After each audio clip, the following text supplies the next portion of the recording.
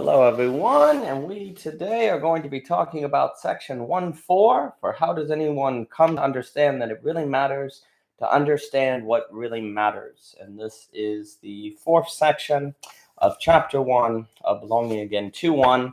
And this is also in honor of an upcoming Parallax course that we have starting Sunday. This is the final weekend to sign up, so we'd be thrilled to have you. Please join. If you have any questions about the class, please feel free to ask them in the chat. We'd love to talk about it to any degree you would like. And again, we've already done readings on this interesting question of how does anyone leave Plato's cave on their own, which we have argued is a very interesting question that we've almost seemingly misremembered to believe we've addressed it. And it's a framing for us to take on this question of the address of belonging again. That is very important following the explanation with the loss of givens. We talked about the question of bestocentrism from Nietzsche and how we can read Nietzsche as constantly critiquing this notion of receiving values from something external versus internal. And hello, Mills. It is good to see you. Thank you for stopping by. I hope you're doing well. We then talked about this strange opening episode of The Republic on this idea where Socrates and Glaucon are going down. And it's kind of suggests that philosophy is very weak, because if someone forceful comes along and says, you must go with us, and they're like, well, we don't want to. And the military guy's like, well, you must because I'm stronger than you. And Socrates is like, well, what if we were to persuade you to let us go? And then they go, well, what if we just don't listen? And suddenly there's this weird way in which philosophy is unveiled to be very weak, even though we traditionally can associate philosophy as being very strong.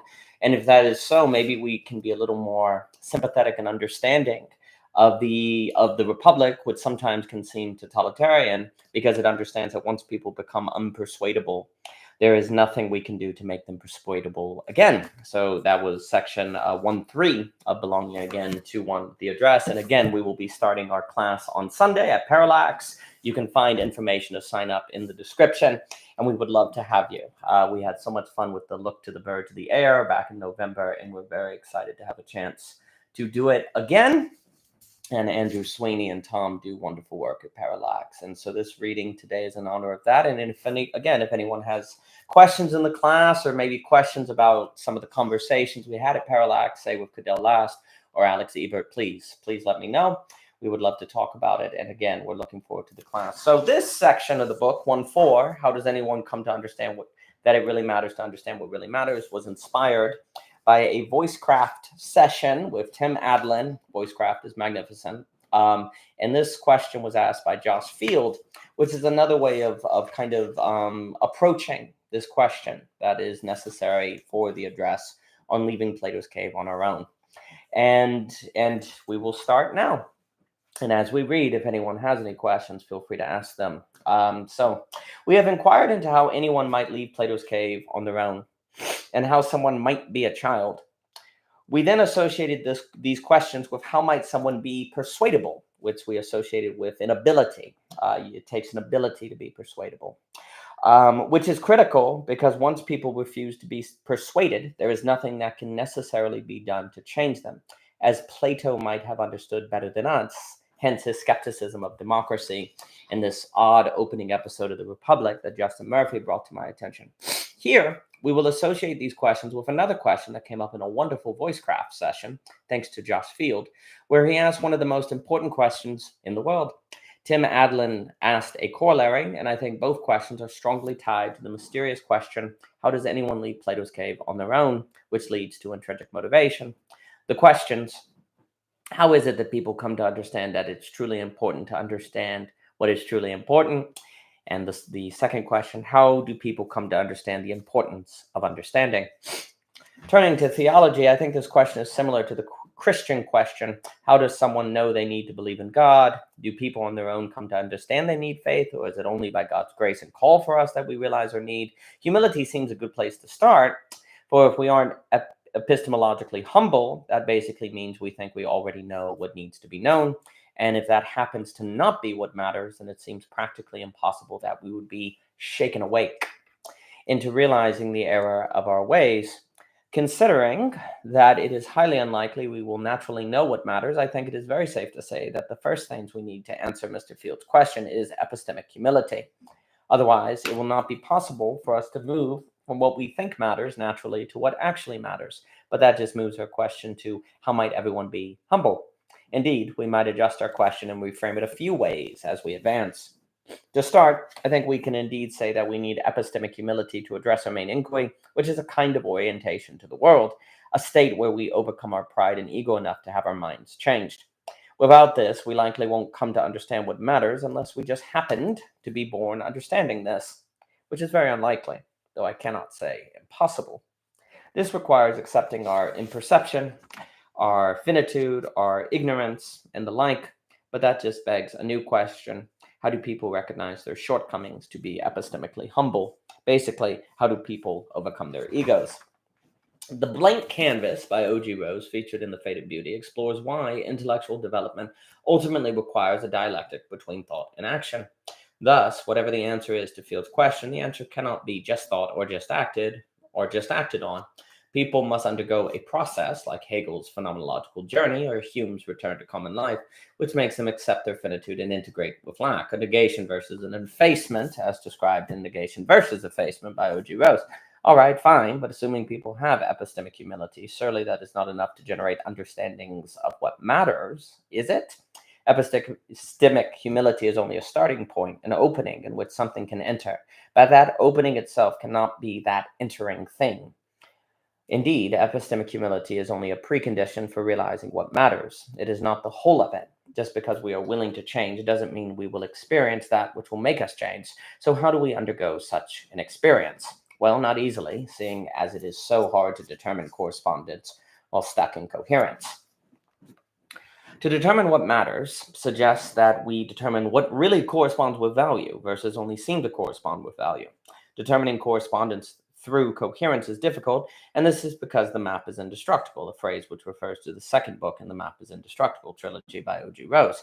What I mean by this can be found in the work On Conspiracies and Pandora's Rationality, but basically, we determine rationality and coherence relative to what we believe is true, what corresponds, but that means rationality comes after we determine the truth. This begs the question, how do we rationally assent to a truth? Well, we don't.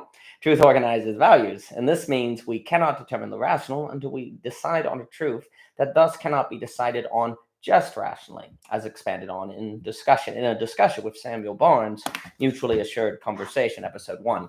And Mr. Barnes, I would highly suggest his book, The Iconoclast, that gets into this topic as well, and his book, Missing Axioms, which is very good. And I love his conversations with Raymond and Owen over at Schizo FM. So Samuel Barnes is wonderful. To resume, critically, if rationality is in the business of coherence and truth and correspondence, that means correspondence cannot be determined with only rationality. This point can be further argued by incorporating Kurt Gödel, as does the Map is Indestructible. But the point is that we require something transrational or non-rational to determine what corresponds with what matters. And that means another framing. How might we spread the conditions in which the average person is capable to value and discern the non-rational, which is to say, escape autonomous rationality or AA logic, which is an enclosure. The category of non-rational is critical in game theory, as I discussed with Lorenzo regarding neurodiversity and Nash equilibria, or what I call rational impasses. In the book, we'll elaborate on all this. We all must decide what we will invest in, as Lorenzo and I discussed regarding financial epistemology, and generally I think it's safe to say that we all want to invest in what matters versus what doesn't, but that requires a non-rational choice. But what criteria can make such a choice? It cannot be rational, but that also doesn't mean it is irrational. It must be a choice which transcends the dichotomy and makes the dichotomy possible in the first place. All right, fine. But what would that criteria be? Well, that's a deep question and requires much of the work of O.G. Rose beyond belonging again, but here I'll touch on topics found in The Fate of Beauty, seeing as beauty and lack can be thought together, critical subjects of O.G. Rose. The Blank Canvas would suggest the concept. Thank you, Mills, for the question. I'm curious how the concept of non-decursive reason would fit in. I would say that that's definitely getting at the non-rational, because what happens is if you have discursive reasoning, as I understand it, is going to be stuck in a given linear formulation Whereas reason, because some people, I guess, would make distinctions between rationality and reason. And whereas when you're kind of stuck in a particular structure of thought, that's where you end up in a Kafka story, like a little fable, as we'll talk about in this book. And that is a major concern of O.G. Rose, which is the notion that once you have a Nash equilibria, the only way to overcome it is something non-rational, not irrational, nor more rational. That's been a terrible mistake, I think. And as a result, we increase rationality, which simply contributes to our enclosure. Now, again, all those terms have to be described, but that's a lovely question. To resume, the blank canvas would suggest the criteria for non-rational discernment must entail action, and I would like to suggest that this action is one which leads to us experiencing something as beautiful. Beauty is an experience which says to us this matters, and the action that leads us to having a beautiful experience can be the choice that results in us undergoing something non-rational, which makes possible rational action. This point is expanded on in What is the Beauty of Life, which hopefully establishes that what we find meaningful is often what we find beautiful, though this, of course, requires us to define beauty, which is attempted in On Beauty. But the point is that an experience of beauty can be a non-rational occurrence, which gives us reason to believe that X corresponds with what matters. No, we can never be certain that X corresponds with what matters, but beauty nevertheless can give us confidence of such, a term elaborated on in Uncertainty by O.G. Rose. All right, but what is it about beauty that suggests this? Beauty suggests an ever mystery, something always beyond subjectivity and irreducible to subjectivity. And this reminds me that Mr. Thomas Jockin is teaching a class on beauty over at the Halcon Guild that everyone should sign up for. Mr. Jockin is absolutely outstanding on this subject, so do sign up for that class and listen to his lectures and conversations that have been posted at the Halcon Guild. To resume, this point recalls Kant's thought on the sublime in his third critique, and for Kant, beauty is an experience that suspends our faculties, and yet the world remains there, suggesting that the world isn't just in our heads, even if we can't move beyond some noumenon. If then we experience our values and actions as beautiful, this would give us reason to think they are not reducible to mere subjectivity, that there is something about them which participates in the world that is there. Maybe not, but beauty can give us grounds. Sure, but how do we experience something as beautiful? That's a great question, and I hope that a metaphysical and ontological outline for this answer can be found in the Philosophy of Glimpses.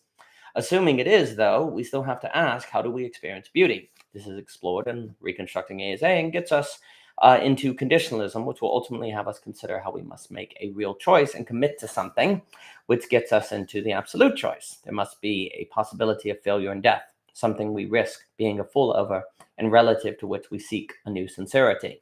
I'm very glad you're in the class as well, Mills. Outstanding. Beauty can occur in the context in which we make a real choice and commit to something, which is to say, meaning and beauty can emerge where we can fail. Meaning risks. As suggested toward the end of Belonging Again, Part 1, for people to understand what really matters in life, they must take a stand for something. There must be the possibility of losing something. After all, if nothing matters, there's nothing to lose, and if there's nothing to lose, nothing matters. In this way, we can understand what matters by understanding what is worth dying for, and that is what we really choose to live for, as perhaps based on what we, non-rationally, find beautiful, the finding of which requires humility.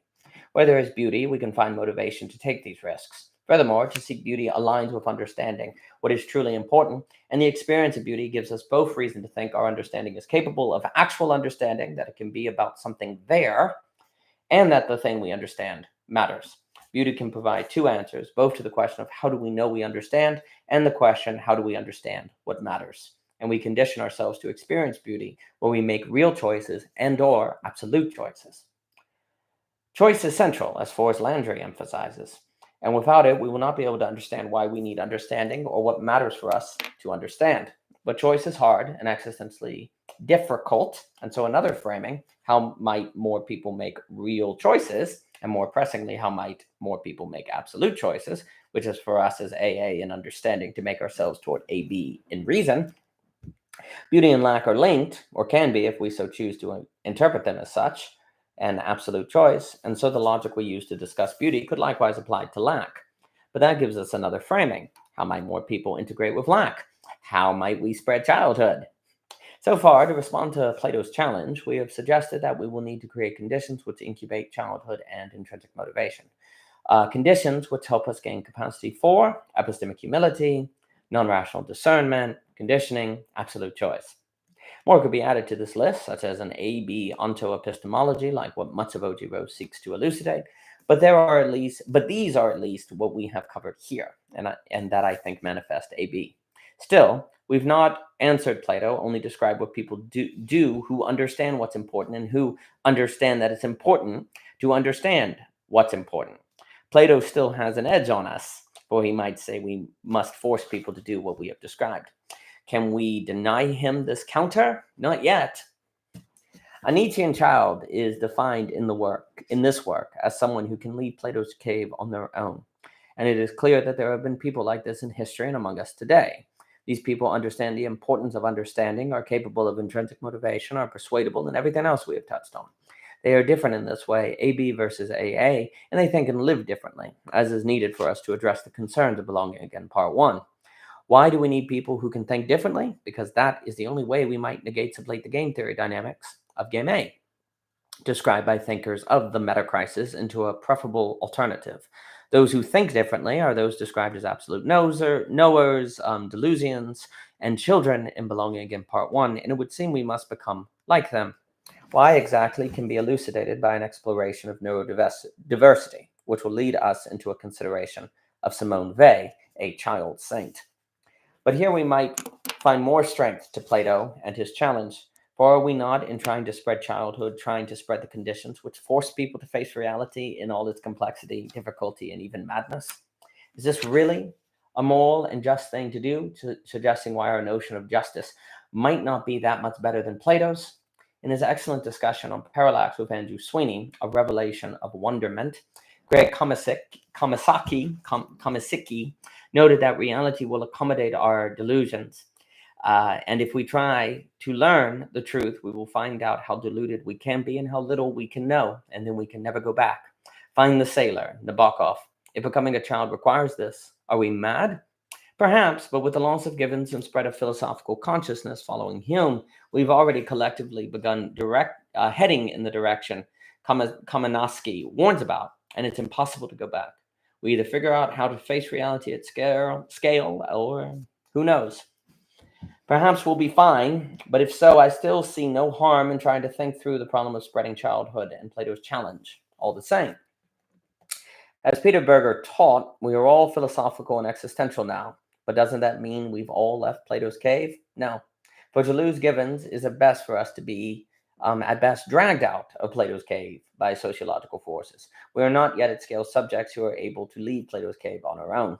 It seems like we've advanced and seen the truth, and in a way we have, but we are yet at scale to be subjects who can live with this truth. That would require us to become subjects who can leave Plato's cave on our own, and if we've already been dragged out of the cave by the loss of Gibbons in a sense, that might make it all the harder to become children. After all, what's the point? If there is none, that is why the choice can be an abyssal and non-rational absolute choice, which means it can negate sublate AA into AB, thus becoming neurodiverse and capable of avoiding Nash equilibria.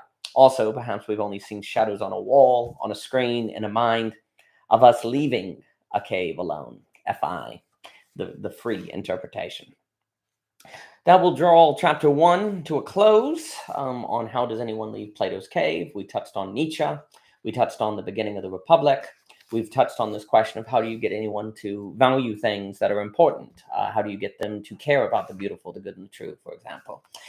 Through those 4 sections, we've been framing this kind of initial, what the address would have to do. It would have to make people realize that it's important to know what's important, how that it's important to be persuadable, to not rely on bestocentrism, to seek to leave the cave on your own, which is problematic because who thinks they can't leave the cave on their own? So there's an issue of self-delusion there as well. Chapter 2, we'll get into neurodiversity, Simone Weil, and Nash equilibria. And again, this is an honor. This reading is in honor of the class that starts on Sunday over at Parallax. You can find a description in the you can find a link in the description to learn about the class. We would love to have you. We're very excited about it. And for more by OG Rose, please visit ogrose.com, Twitter, Anchor, Instagram, so on and so forth. Please also, you can find the book on Amazon. All reviews, etc., are greatly appreciated. And thank you so much for your time.